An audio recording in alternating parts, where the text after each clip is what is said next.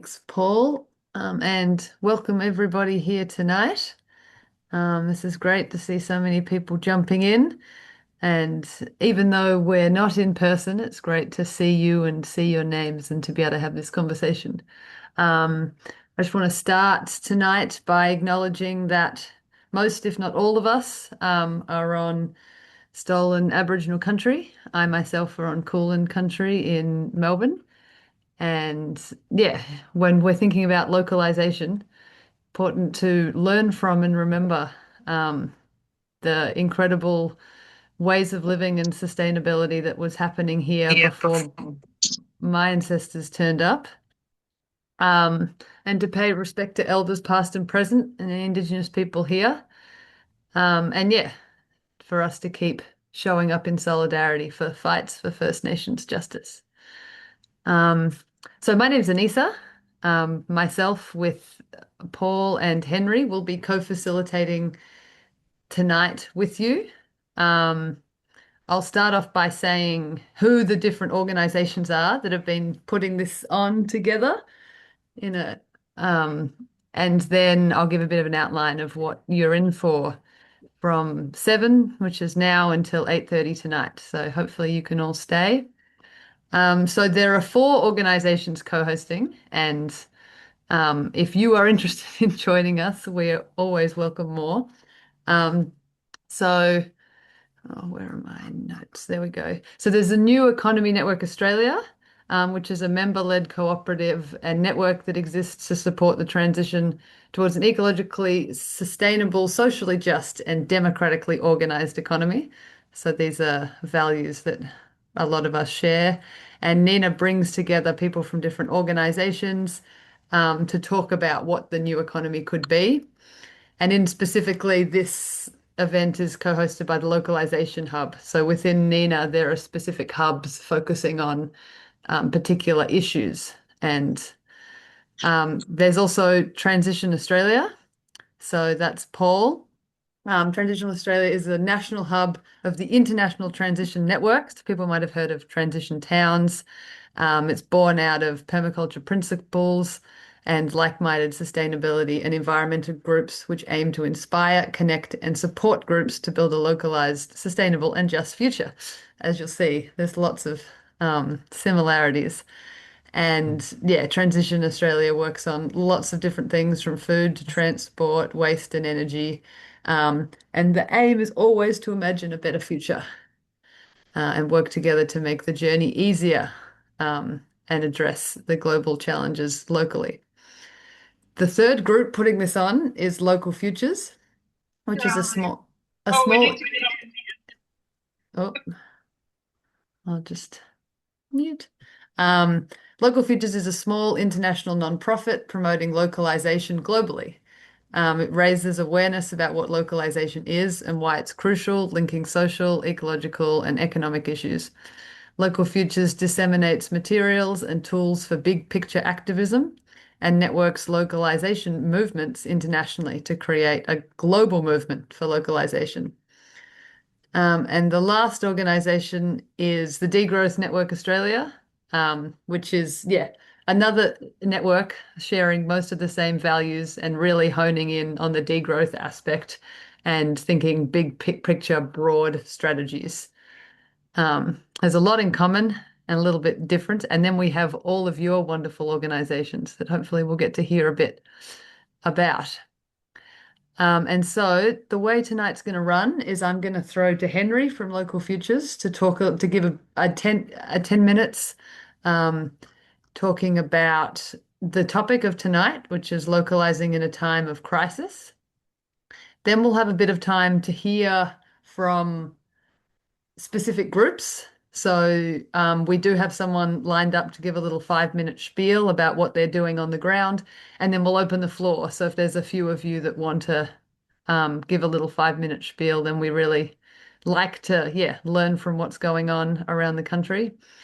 And then Paul is working hard to get you into breakout groups that are related to where you are. So you might see some familiar faces, but hopefully also meet some new people doing similar work nearby you. And there you'll be able to introduce yourselves and reflect on how what Henry's talked about is playing out in your situation, and then we'll come back all together to have an all-in conversation, which is going to be exciting with the 56 of us so far and probably more to join. Um, and then yeah, we'll finish up at about 8:30. And one last piece of context. This is kind of, yeah, some of you might have come along last year when we did a series of three of these, but between Henry and I, and now we've got Paul on board, and we're really excited to hopefully we'll be able to do them each month because we think it's really important to provide a space for people like you all who are involved in localization projects or maybe wanting to be involved, and just give us a space to talk through different issues and yeah, network, get to know each other, learn from each other, ask each other the tricky questions. So we've made topics for these first three, but then we'll be looking to see what comes out of our conversations to see what we'll focus on next. Okay, that's enough of me talking. Um, so I might hand over to you, Henry. Sure. Yeah. Thanks, Anissa. And it's really great to be working with Anissa and Paul, with you both. So important to feel connected in this work, I think. Um, so yeah, just we have gathered before as what we kind of we're looking at gathering as a localization movement, kind of loosely termed, umbrella termed. We might all have different kind of focuses or language for this, but the focus is always on how to rebuild stronger, more localized economies and communities, shortening distances between producer and consumer wherever possible, rebuilding place-based institutions, networks, um, and and that this can be done both at the grassroots, as many of us here probably have grassroots localization projects we're involved with or have started, or it can be done through coalitions for policy change at multiple levels as well. That's our kind of definition of localization. Um, yeah, so I think the impetus for tonight is to just check in as people working in this space across Australia, and I'm seeing people from further afield. Um, I I think that we have had a bit of a moment collectively. We're realizing more and more people are realizing that our system is hinged on a very um, fragile basis, a very, it centers around people and institutions that are operating in a kind of delusion about the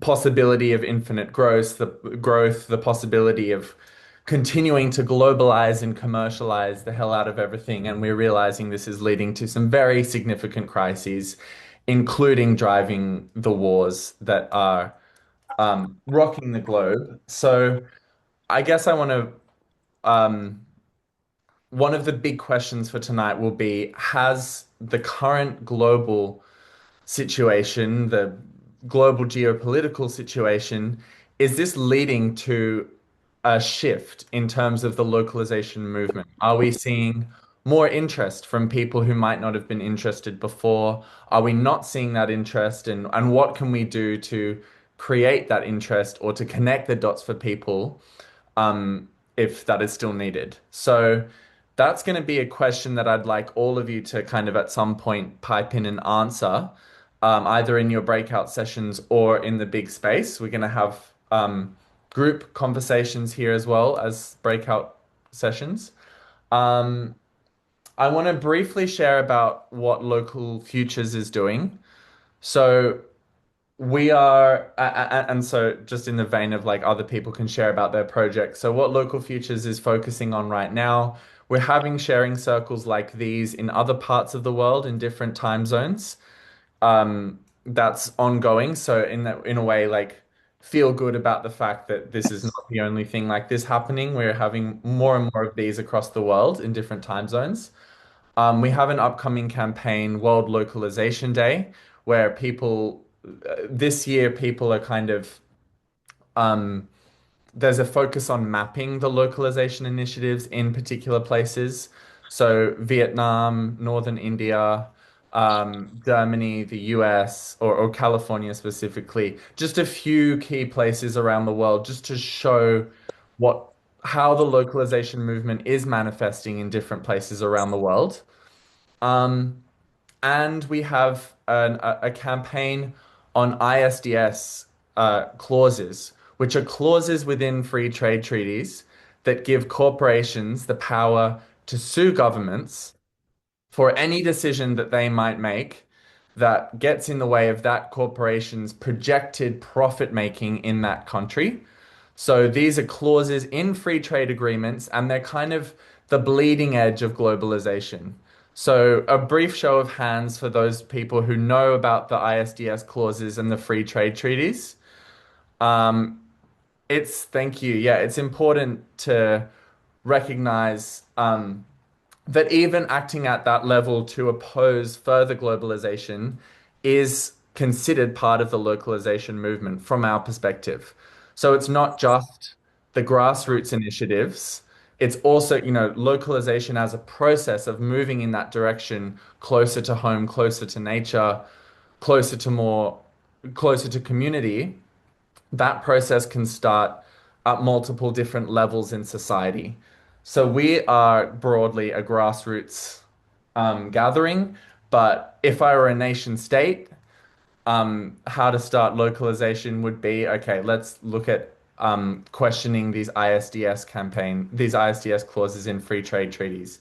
Um, so I don't know, I'll include some links to this later, but the president of Colombia has just stated that Colombia will be removing their ISDS agreements and no and kind of moving away from those free trade treaties.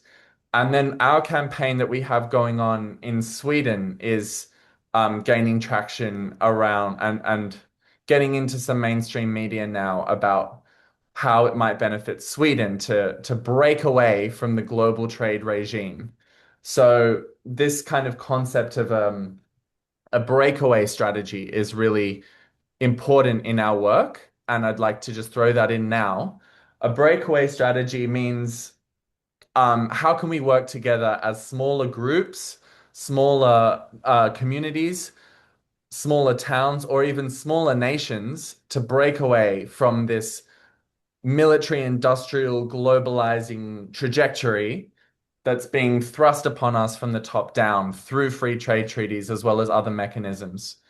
Um, so, would it be possible for a country like Australia to start, get together with New Zealand or with Sweden or with other smaller countries and talk about breaking away, rewriting those free trade treaties, saying no longer will we allow our nations to be sued in private tribunals for anything, for policies that we make that are anti-global, anti-corporate.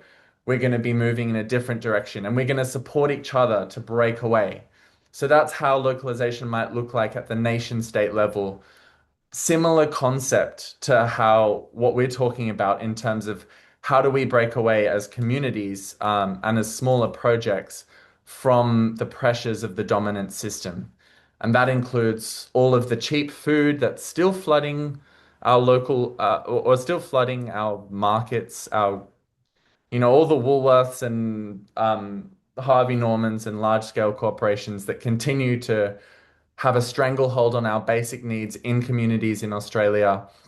What can we start to do to move away as groups? So a focus on local food is a really big part of creating, obviously, resilience, regenerating soils, regenerating community connections, um, but also our other basic needs like local building materials, clothing, water systems, energy, democracy. So I hope that there are people here who might be able to speak more specifically on what's happening in that sphere or in those different spheres in Australia, um, and around. I, yeah, I guess I have been, another link I will share in the chat is a talk by Nate Hagens on the Great Simplification. I'm sure many of you have heard of him, but he presented and his team presented a framework for action just at the point that that the oil crisis was hitting. People were suddenly having this kind of wake up call. Oh my God, are we really dependent on these choke points in global supply chains for the fuel for our most basic of needs, from food to transportation? So he presented this framework for action, and he had six fronts for intervention. They were infrastructure, poverty, ecology, governance, culture, and economy, and then went through some of the subcategories. And it was really powerful for me because it showed just how important localization is in this context. Localization touched every single one of those fronts of intervention, sometimes all of the points in them. So I think we are localizing in a time of crisis. We have also seen petrol and oil prices kind of go down, and maybe people get kind of back into this idea of, oh, it's all okay, it'll all blow over. Even I'm feeling like that. But there are also it's not just the oil crisis, I think is my point. There are so many crises that can be connected to a global to local transition from our actually I'll just say briefly, the woman in Sweden is a young lawyer who's working with us on the ISDS campaign. The thing she's really raising awareness about is that 40% of people in Sweden feel that life is meaningless, that they have meaningless jobs. So this crisis of meaninglessness is equally a crisis that can be connected to the need to localize, the need to feel that we have more connections to one another, that we can do meaningful work, that we can help transition our communities away from a very destructive trajectory and break away to different futures that are emerging right now, even as the dominant systems continue to dominate, even as they collapse and before they collapse. There are many, many reasons to localize. So that's just the kind of opening spiel I wanted to give. Um, and I want to throw over to, so I'm going to ask in a little bit for people to share any reflections on this this topic of localizing in this current moment of the oil crisis, particularly. But just before I do that, I'm going to throw over to Sally Cusack, who is with Local Futures and Relocalize Northern Rivers and is doing hands-on work to strengthen the local food economy in this region and has been quite active in the last few months. So, Sally, it'd be great to hear from you. Yes. Hi, Henry. Can you hear me okay? Yeah, we can hear you well. Okay. So thank you for this invitation, Henry, and Anissa and Paul. Great to see this. I was a part of the localization circles last year, I remember. So I have been, I work for Local Futures. Henry is a friend and colleague of mine. But 3 years ago, with other local residents, we co-founded an organisation called Relocalise Northern Rivers in response to an event that I was a part of organising, a localization weekend. And we were really inspired by the work of, in particular, Michael Schumann, who's an American lawyer and economist. So just a little bit of background of where we get. So I volunteer in that capacity, and we've held a number of small events, but in the last 3 years. But since February, we've really been focusing very specifically on food, and since then, we've held three food forever events, we call them. So that these events are about building a local food system. And we're just about on Saturday, we will have our fourth Food Forever event, so that we're having them around the region. And the emphasis is on trying to secure a much better food system. So I'm in the northern rivers of New South Wales, where Henry is, and we're surrounded by farms, but ironically, only a very small percentage of the food that's grown here is actually consumed here and sold directly from farmer to customer. So this puts us in a really vulnerable position. And I would say, yeah, it's got to be less than 10% of local food that we have here. But that probably actually has us well above anybody in any city, for instance. And I would say this is probably a pretty standard figure across the world, sadly, now, certainly across the so-called developed world. And this, it, it was particularly apparent to us how vulnerable the system was during COVID, during bushfires in the years previously, but also in 2022, we had really substantial flooding, two major flooding events in the region. And for days and days and days, we were cut off from the north and the south on the highway from any trucks being able to come in. And the only food that we could access was the food that was sold at the farmers' markets for those farmers who could still get in and out from their farm to the markets.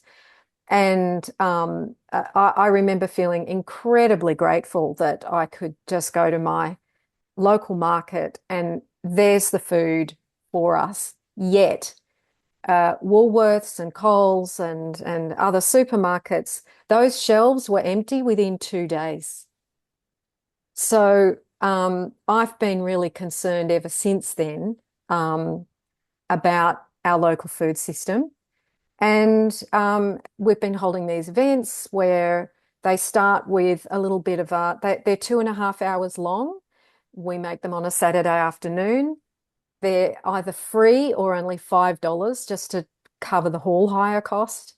And we invite all members of the community, but also farmers. And it starts with a bit of Local Futures big picture storytelling. So we're given some context about how we've ended up in this situation that we're in. And but really the focus of the gatherings is to break out into we've been having three discussion groups, and those discussion groups have centered around access to land. So the average age of farmers in this country is 56. So that's a concern. We need to encourage more farmers. And we actually find in this region anyway, there's actually a lot of young people who come here really interested in farming and wanting to farm. But we have this dreadful problem with real estate being treated as this commodity in this country. It's insane. And so now, of course, the cost of land is out of the reach of so many people, especially young people. So not many of them actually have access to land to do the farming. However, there are landholders who are interested in having at least some of their land farmed. And so, there are schemes that we're working on to bring landholders together with farmers without land. And so, yeah, we discuss the major issues that we've identified, which is access to land, access to sales opportunities. We're really lucky here with quite a big network of farmers markets, but it's hard to break into those farmers markets. We probably need more of them, but we also could really do with something like we saw in Wagga earlier this year. There's a growers hub that's opened up there, a big covered market where growers can bring in their produce 6 days a week. The public can come in and through, businesses can come and, cafes and restaurants, etc., and access the produce. So we'd love something like that, but we're looking at other distribution network possibilities. And the other discussion group is we need to bring in the ordinary person who doesn't consider themselves any kind of farmer. Maybe they're growing some herbs or something, but the 99% of us who are consuming the food that our wonderful farmers are growing can feel a bit disempowered in this process and, oh, what can I possibly do? Well, there's actually a lot that they can do. And so raising awareness about the need to support farmers, to develop projects that we can maybe fundraise for, that sort of thing is discussed. So yeah, it's an opportunity to bring the community and the farmers together. I don't know if I'm talking too much, Henry. That's great. But yeah, do you want to just quickly wrap up? Um, well, yeah, I suppose the last thing to say is it's where as we hold each event, we're sort of molding these events and our understanding of what's possible and who's keen and all sorts of different people coming out of the woodwork to participate. It's really great to see. Thanks so much, Sally. Thanks, Um, Sally. yeah, feel free to unmute and say thanks or to say anything actually, because now is time Thank for you. Thank you. Thank Thank you. well, no, and thank you all for being here. It's great to see so many people here. Um, I guess, Anissa, did you want to kind of Mhm. facilitate a bit of a round open floor for Yes. Yep. Yeah, yeah. Well, yeah, we would love to hear. I think, yeah, we've got another 10 minutes or so before we go into breakout rooms and everyone can get talking. But we thought we'd create a bit of space if anybody here would like to talk for a couple of minutes about your specific localization project and especially around whether there has been a shift um, in these recent times, like both what Sally and Henry have been talking about. So maybe if you're interested, maybe put your name in the chat or put your hand up. Um, well, I guess if you're the first one, then you can just start talking. But yeah, if you'd like to tell us a little bit about what you're doing, or even if you're not part of a localization project, but you have been noticing a shift in the last few weeks or months. I can talk about Purple Pear Farm if you like. Please go ahead. We've in the past we've run a community supported agriculture program, and we were providing for up to 50 families a week. Unfortunately, we got a bit old for that, and we've moved away from market gardening as such. Excitingly, though, our youngest daughter has taken up the box system and is currently doing 5 boxes a week. But where we've moved to in the localization sphere is hosting Permaculture Hunter and the Hunter-lets uh, community trading system. So we now host those as well as nature play and other things on the farm. So that's our move to transition, to a more localized economy is through uh, the activities in Permaculture Hunter and in Hunter-lets, trading days and those sorts of things. So that's what we're doing. Sounds thanks. great. Is Uh, Hunter-lets, is that the local exchange system thing? LETS? Is that what you're talking about? Yes, let's. Yeah, Hunter-lets. In Hunter Valley. Yeah, that's Okay, correct. good to know. and have you noticed any sort of like, have people been more interested in the last few months, even since the fuel prices have gone up, or have you noticed any difference, Mark? It's pretty amazing, actually. We're getting more and more young families partly through what we do with Acacia Play and the nature play things that we're running here. So, but younger families are really looking for some direction, some way to get into, what they need to do for their family. Yeah, that's really interesting. Thanks so much for sharing. Oh yes, we have a hand. Hello, Tanya. Good Hi, to see you hi. back. Go for it. I'm um I'm feeling really drenched with local information.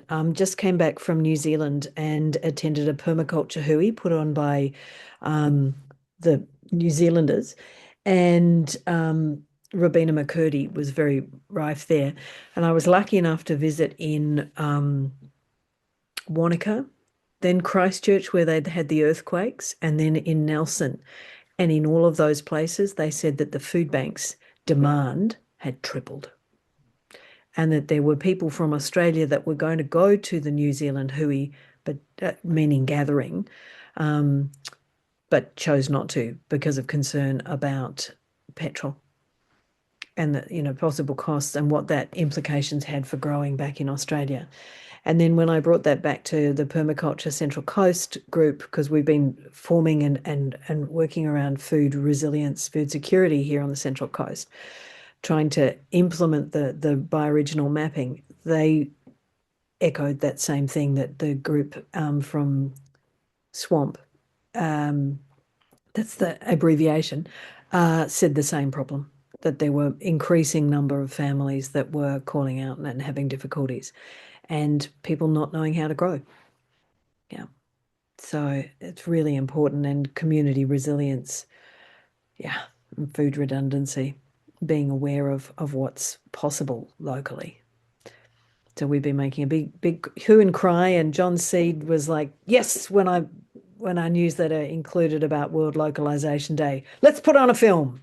So that's at least one thing we're going to do, but we've been having community dinners around food and resilience and what can we do. Thank you.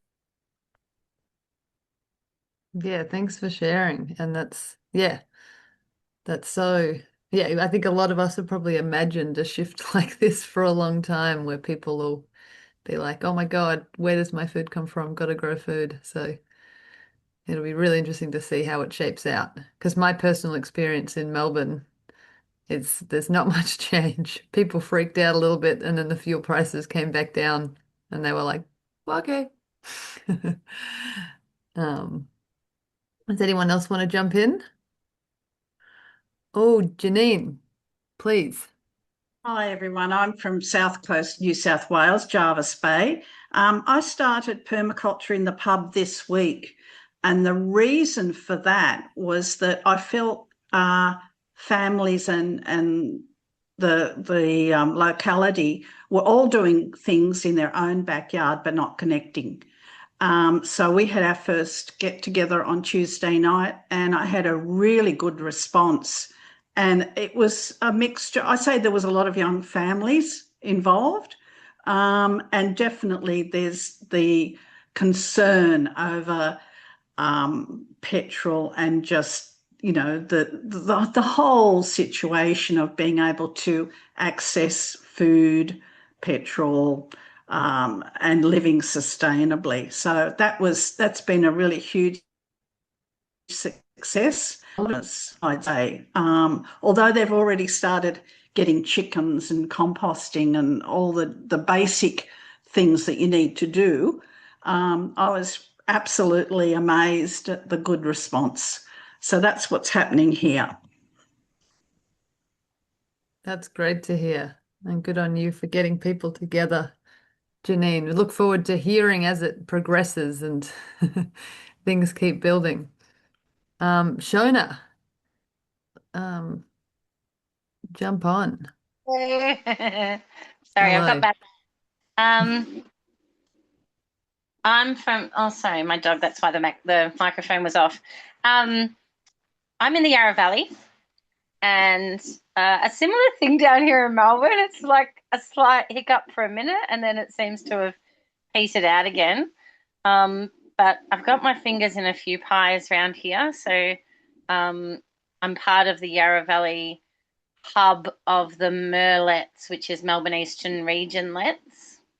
And so we were just starting to build up some momentum when COVID hit, and we lost a lot of members because people were just sort of doing their own thing again. But hopefully we can build that back up. And I'm also at our local neighbourhood house, so linking in a little bit through them with the food security programs around.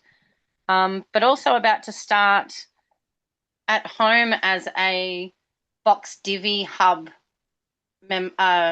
host. So I'm excited to see how that takes off. What's that? Sorry, a Box Divvy host. You'll have to explain that one. Farm to fork vegetable and produce distribution network. Cool. And I believe established in New South Wales, and they're just starting to pop up around Melbourne.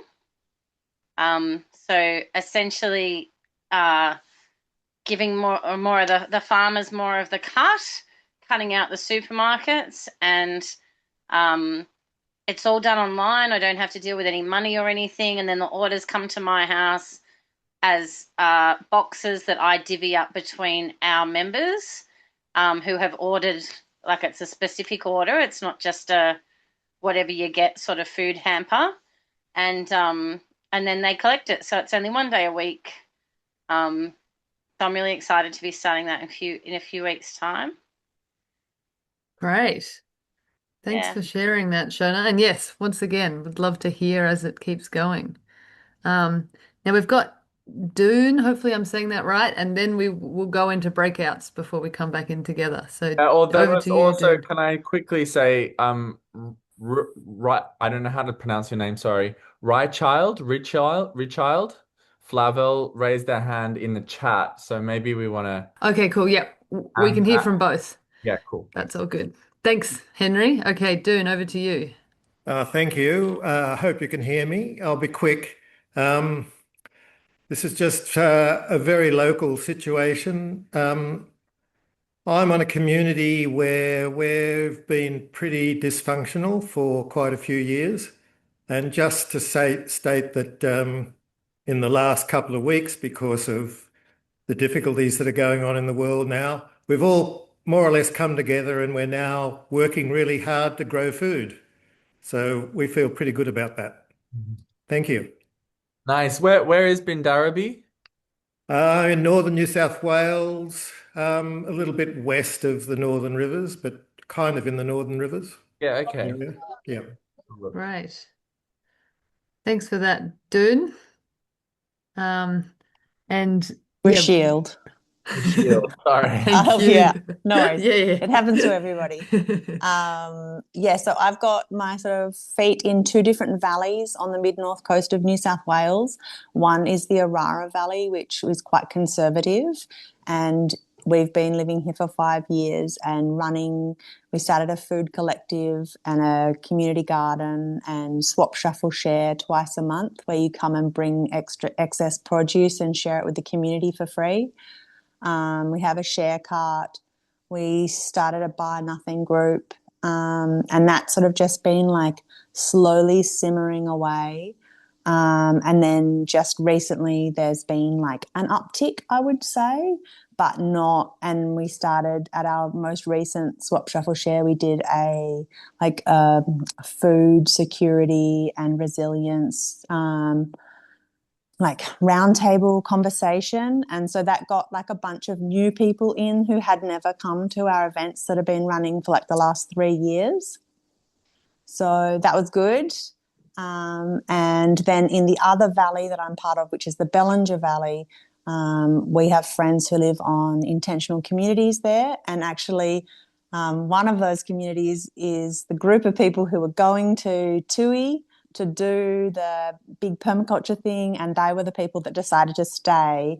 And so our family's involved with them, and they decided to stay to do like a cooperative planting. So we've planted out a big field, and so I'm involved with two communities. So one, we're doing like winter greens, and the other one on another field we're doing potatoes. So we've got like lots of potatoes growing. Yeah, so we're sort of going more towards that valley because everyone's like, this is like, let's ride the wave. This is the life we want. This is like, and it's like this renewal on the multiple occupancies, and it feels like the energy feels really good there rather than here. Like, come on, everybody, don't vote Nationals anymore. Look, we've started setting the groundwork for you. Come and join us.